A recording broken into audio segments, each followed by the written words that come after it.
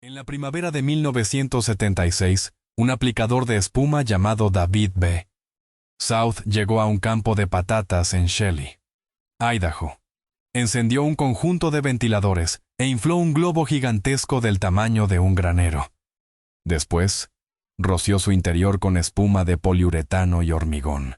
Dejó que se endureciera y retiró el globo. El resultado fue una estructura que ni una camioneta podría derribar. Los agricultores de patatas pensaron que había perdido la cabeza. Los ingenieros que estudiaron posteriormente aquella forma creyeron que acababa de resolver el problema de los tornados. Décadas después, la Agencia Federal para el Manejo de Emergencias analizó esa geometría y le concedió la clasificación más alta disponible para cualquier edificio: protección casi absoluta. Capaz de soportar vientos de 250 millas por hora, suficientes para convertir una vivienda convencional en un campo de escombros. No utiliza madera, cerchas de techo ni tejas que puedan desprenderse durante la primera tormenta fuerte. No sufre termitas ni podredumbre, y tampoco exige firmar un préstamo bancario de 30 años. Es una forma tan sencilla que cualquier niño la dibuja sin pensarlo, y tan económica que la industria de la vivienda ha dedicado 50 años a impedir que aparezca en tu calle. ¿Por qué? Si comprendieras lo que South comprendió en aquel campo, quizá nunca volverías a firmar una hipoteca. Y él no fue el único. En Japón, 480 de estas estructuras forman una aldea en la isla de Kyushu, ensambladas manualmente mediante bloques de espuma.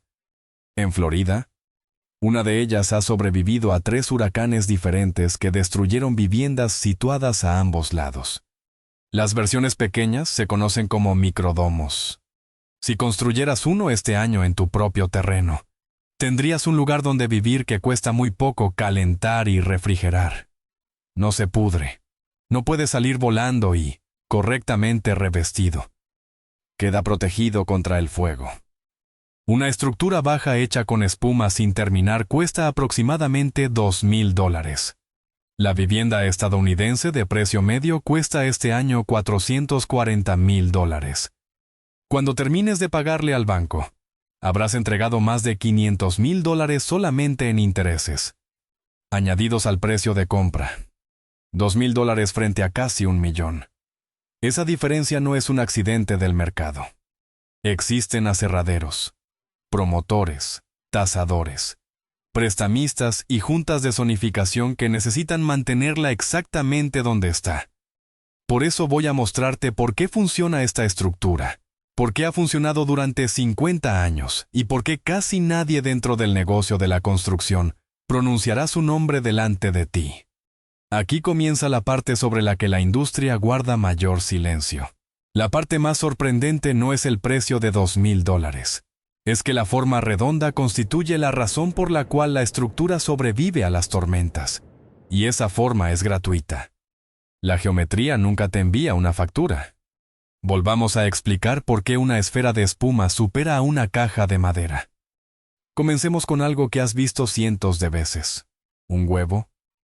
Puedes apretarlo con toda tu fuerza entre los extremos y no se romperá. La resistencia no procede del grosor de la cáscara, sino de su curvatura. La carga no encuentra un punto donde acumularse. Se distribuye por toda la superficie y termina neutralizándose. Una vivienda cuadrada hace lo contrario. El viento golpea una pared plana y empuja simultáneamente cada centímetro de su superficie. Las esquinas son los puntos débiles, la unión del techo con las paredes y la unión de las paredes con el suelo. Allí es donde una tormenta comienza a separar la vivienda. Agarra una esquina y la arranca. Un domo no tiene esquinas que el viento pueda atrapar. Una estructura cuadrada combate el clima. Una estructura redonda permite que pase alrededor. Ahora consideremos el material: poliestireno expandido. La espuma blanca utilizada para proteger un televisor dentro de su caja contiene aproximadamente un 98% de aire y solamente un 2% de plástico. El aire atrapado es uno de los aislantes económicos más eficaces del planeta. Ese es también el secreto de cualquier abrigo cálido. no es únicamente el tejido, sino el aire inmóvil retenido dentro de sus fibras. Una pared de espuma densa es esencialmente una pared de aire completamente inmóvil, acompañada por la cantidad mínima de plástico necesaria para conservar su forma, una capa de 7 pulgadas. El grosor utilizado por los constructores japoneses proporciona un valor térmico cercano a R28. Eso supera el aislamiento de muchas paredes modernas construidas con montantes de madera. Y esta es la parte que la industria de la fibra de vidrio no suele anunciar. La espuma conserva su capacidad aislante. El Departamento de Energía analizó muestras retiradas del suelo después de 30 años y comprobó que todavía mantenían su valor térmico. Su aislamiento solamente depende del aire sellado, y el aire sellado no envejece. Un estudiante de secundaria podría dibujar todo el sistema en una servilleta, una estructura redonda llena de aire atrapado. Esa es toda la máquina. En realidad, no existe ninguna máquina. Aquí es donde las cifras se vuelven interesantes y la industria de la calefacción y refrigeración guarda silencio. Combina la forma redonda con la pared de espuma y un domo. Utiliza aproximadamente la mitad de la energía que consume una vivienda cuadrada del mismo tamaño para mantener una temperatura confortable. La forma redonda presenta menos superficie exterior por la que el clima puede robar calor. La espuma consigue que la poca superficie restante apenas tenga filtraciones. Los constructores de Idaho conocen propietarios cuya factura anual completa de calefacción y refrigeración parece un simple error de redondeo comparada con la de sus vecinos. En un clima moderado, un domo pequeño y un calefactor portátil de $100 pueden constituir todo el sistema. No compras una caldera, una unidad central de aire acondicionado, conductos ni una cadena de reparaciones durante 20 años. La Forma realizó gratuitamente ese trabajo desde el día en que la construiste. Ahora debo aclarar algo importante. Los $2,000 corresponden a la estructura básica, la parte que mantiene fuera la lluvia, el viento y el frío. Por sí sola. Esa cantidad no compra una vivienda completamente terminada, cableada, conectada a tuberías, amueblada y con el permiso pegado en la ventana. Debes añadir una base sencilla. Una puerta, un par de ventanas y una capa de estuco reforzado con fibra sobre la espuma para protegerla del fuego y evitar que el sol la degrade. Por tanto, el coste final será superior a $2,000. Pero considera lo que realmente representa esa aclaración, unos pocos miles adicionales. No $440,000 ni $500,000 solamente en intereses. La espuma sin revestimiento es combustible. Precisamente por eso todos los constructores responsables la cubren. Aplicar el revestimiento requiere un fin de semana y unos cientos de dólares en sacos de capa base. La estructura nunca fue la parte costosa. La espuma cuesta muy poco. Lo que cuesta una fortuna es todo lo que el sistema añade posteriormente. Recuerda esa frase, porque volveremos a ella. Si esta forma es tan resistente, económica y lleva medio siglo ante nuestros ojos, la verdadera pregunta es la del título. ¿Por qué nadie te la ha mostrado? Para responder, debemos conocer a quienes la enterraron. Esa parte debería enfadarte. Regresemos a Buckminster Fuller. En junio de 1954 recibió la patente estadounidense número 2682. 235, por lo que denominó domo geodésico, una estructura redonda formada por triángulos ligeros y sencillos, capaz de cubrir más espacio utilizando menos material que cualquier otra forma conocida. El ejército comprendió inmediatamente su utilidad. El cuerpo de marines contrató a Fuller para diseñar un refugio suficientemente ligero como para transportarlo bajo un helicóptero y depositarlo en cualquier lugar del planeta. Lo describieron como la primera mejora auténtica de las estructuras militares móviles en 2600 años. 26 siglos. Durante la vida de Fuller se construyeron más de 300,000 domos en todo el mundo. Después, David B. South retomó la idea en Idaho. Él y sus hermanos Barry y Randy administraban una empresa dedicada a proyectar espuma. Se ganaban la vida aislando almacenes de patatas y conocían la espuma mejor que casi cualquier otra persona. South observó los triángulos de Fuller. Concluyó que eran complicados y presentaban demasiadas juntas. E inventó algo más sencillo: inflar un globo y rociarlo por dentro hasta convertirlo en una estructura sólida. El primer granero para patatas de 1976 medía 105 pies de diámetro y 35 pies de altura. Su segundo domo, construido ese mismo año para un agricultor llamado Bud D. Russell en Manchester, Michigan, se levantó en 17 días. La forma había sido demostrada por el ejército y también por los agricultores. Era más económica, resistente y utilizaba menos material. Debería haber transformado la vivienda estadounidense como el teléfono móvil sustituyó al teléfono fijo. Pero no ocurrió. La amarga explicación es que no perdió por sus cualidades. Perdió porque un rectángulo era más fácil de financiar. Un banco sabe cómo valorar una vivienda rectangular. Un tasador dispone de miles de rectángulos para compararla. Un almacén de madera está organizado para venderte los montantes y las cerchas necesarios para construir otra caja. Toda la maquinaria de la vivienda estadounidense, desde el aserradero hasta la mesa donde se firma la hipoteca, funciona alrededor de la caja de madera.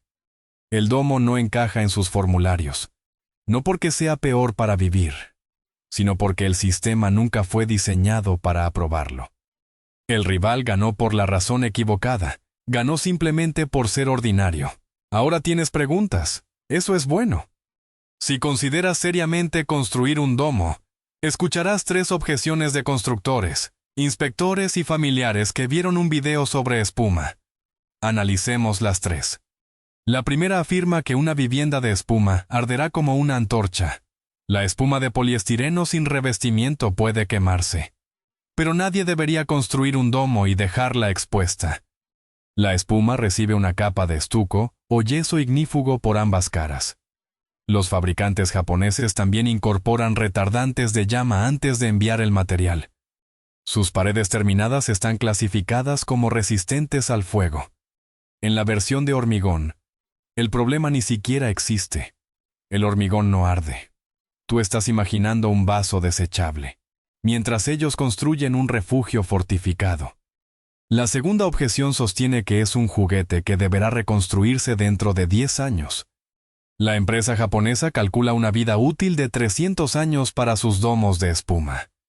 La versión de fibra de vidrio fabricada por una compañía estadounidense desde 1992 está diseñada para durar entre 30 y 50 años. Su fundador afirma que todos los domos construidos continúan en pie y utilizándose.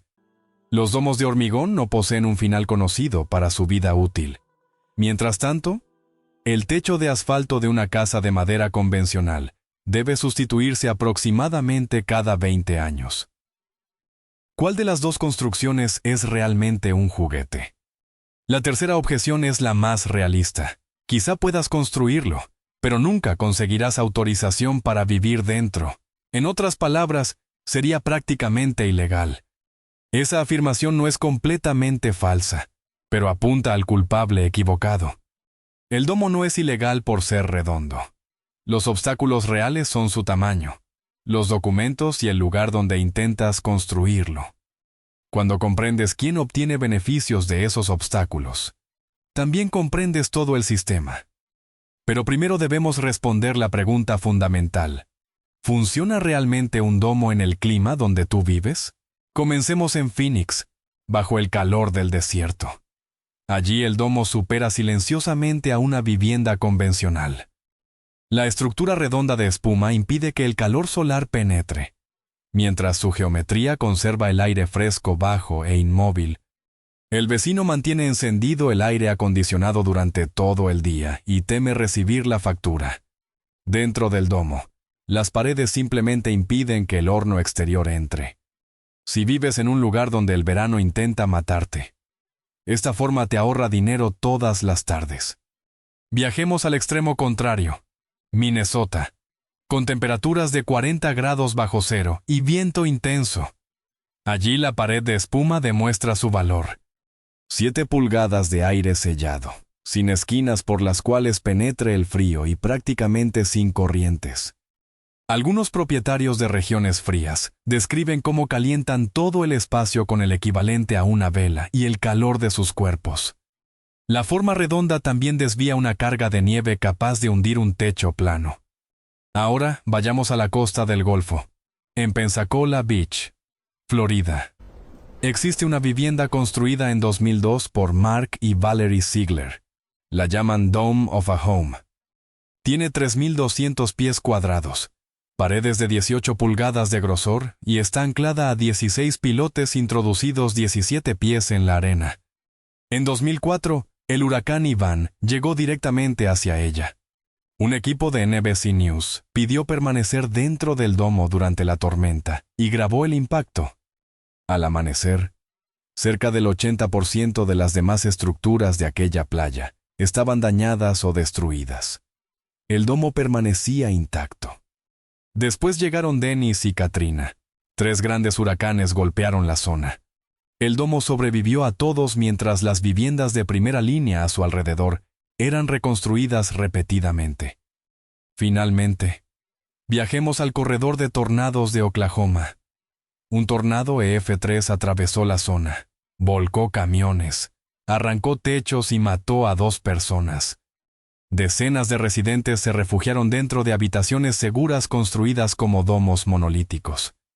Los testigos describieron el interior utilizando una palabra concreta: sereno. Había un tornado a un lado de la pared y calma al otro. FEMA ha concedido subvenciones específicas para construir estas estructuras como refugios públicos. $345,000 para una escuela de Kansas y $1 millón para un distrito de Missouri. Los cálculos del propio gobierno concluyen que son algunos de los lugares más seguros donde se puede proteger a las personas. Recuerda esta idea. En un clima moderado, el domo ahorra dinero. En un clima que intenta matarte, ahorra dinero y continúa en pie a la mañana siguiente. Cuando la vivienda de fibra o madera situada al lado ya ha sido retirada dentro de un contenedor de escombros, esto nos devuelve a la única objeción honesta. El problema no es el domo, sino el mapa. Sigamos el dinero para observar cada engranaje de la maquinaria. Comencemos en el aserradero. La industria de la madera y los productos de construcción es enorme, y depende de venderte una vivienda formada por miles de piezas: montantes, paneles, cerchas, tejas y revestimientos. Todo se deteriora lentamente para que termines comprándolo otra vez. Para el aserradero, un domo de espuma con pocas piezas que nunca se pudren no representa un producto, sino la pérdida permanente de un cliente. Después está el promotor inmobiliario.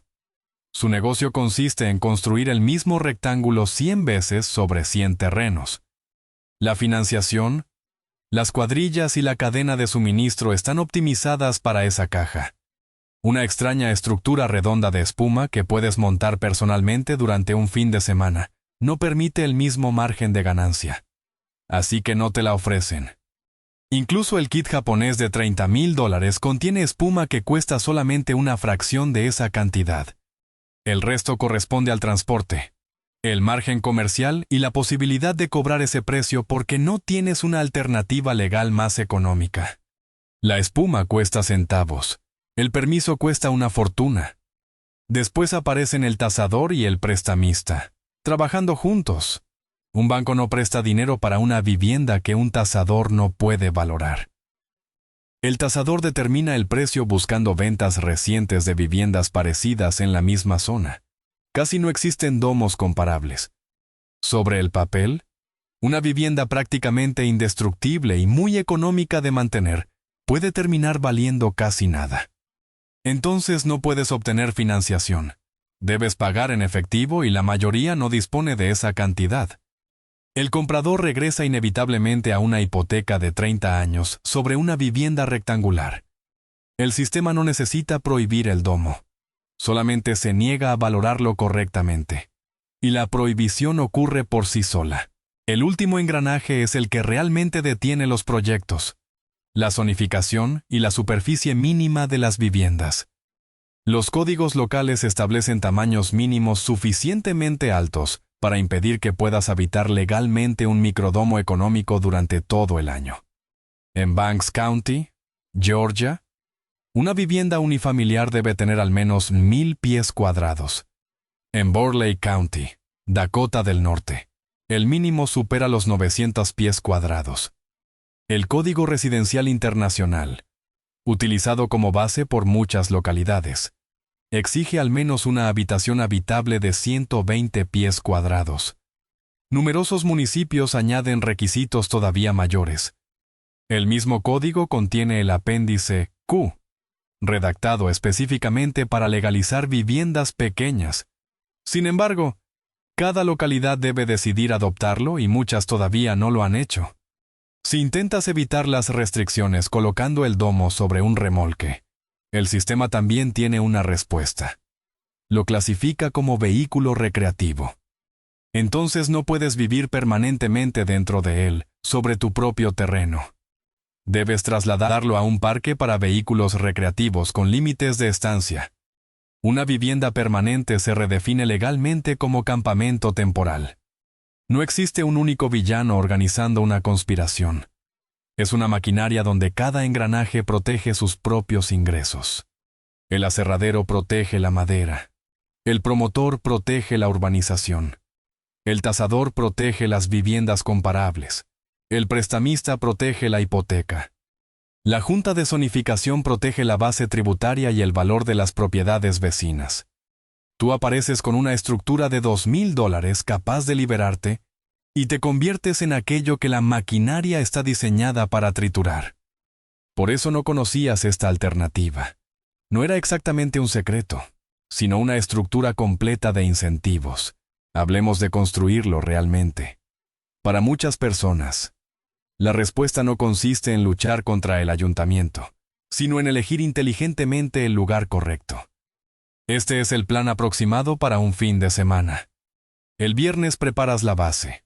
Un microdomo no necesita cimientos demasiado profundos. Una plataforma nivelada de grava o una losa sencilla de hormigón, similar a la utilizada para un cobertizo grande, puede ser suficiente. Asegúrate de que quede plana y seca. La grava puede costar unos cientos de dólares. Una losa costará algo más y requerirá un día de trabajo. El sábado construyes la estructura. Si compras bloques de espuma precortados para formar el domo, realmente puedes ensamblarlos durante un día. Los módulos japoneses pesan aproximadamente 175 libras cada uno. 2 o 3 personas pueden transportarlos y colocarlos manualmente. No necesitas grúa ni una cuadrilla completa de carpinteros. Básicamente, estás apilando un iglú gigantesco y preciso. Al anochecer, la estructura estará levantada y podrás permanecer dentro, protegido del viento. Ese es el instante en que deja de ser un video y se convierte en algo que realmente posees. El domingo aplicas el revestimiento y sellas la construcción. Cubre la espuma por dentro y por fuera con una capa base reforzada con fibras. Así realizas simultáneamente la protección contra incendios y contra la intemperie. Abre los espacios para una puerta y 1 o 2 ventanas. Sella la unión de la estructura con la plataforma para impedir que el agua penetre por debajo. Después realiza la prueba que vuelve real todo el proyecto. Coloca un termómetro económico dentro. Cierra la puerta durante una tarde calurosa o una noche fría y espera 1 hora. Cuando regreses, leas la temperatura y sientas lo poco que el exterior ha afectado el interior. Comprenderás físicamente lo que tantos documentos y reglamentos te impedían experimentar. Esa primera medición es la recompensa. Todo lo anterior era confianza. El número del termómetro es la prueba. Ahora llegamos a los detalles que solamente importan después de decidir construir. Estos son los 6 problemas que podrían perjudicarte y la solución económica para cada uno. El primero es la radiación ultravioleta. La espuma expuesta no tolera bien el sol y lentamente se convierte en polvo. La solución es la misma capa protectora que ya pensabas aplicar. Nunca dejes la espuma descubierta durante todo un verano. Unos cientos de dólares en material para la capa base resuelven completamente el problema. El segundo es la condensación. Una estructura sellada y perfectamente aislada puede retener aire húmedo. Cuando esa humedad no tiene una vía de escape, aparece el moho. La solución es mantener una pequeña ventilación continua mediante una abertura o un intercambiador de aire económico. No selles la vivienda como si fuera un frasco. Permite que respire ligeramente. El tercer problema es el anclaje. El domo es tan ligero que, durante un viento muy fuerte, el principal peligro quizá no sea que se rompa, sino que toda la estructura intente elevarse como un disco volador. Debes sujetarlo físicamente a la plataforma. El domo de Pensacola se apoya sobre pilotes introducidos 17 pies en la arena, precisamente por esa razón. En un microdomo, unos anclajes adecuados fijados a la losa son económicos y absolutamente obligatorios. El cuarto problema consiste en colgar objetos.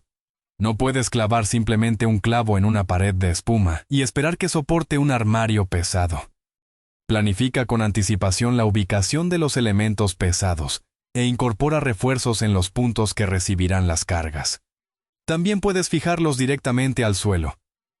Es una pequeña molestia, no un gasto importante, y solamente se convierte en un problema cuando improvisas después de terminar la construcción.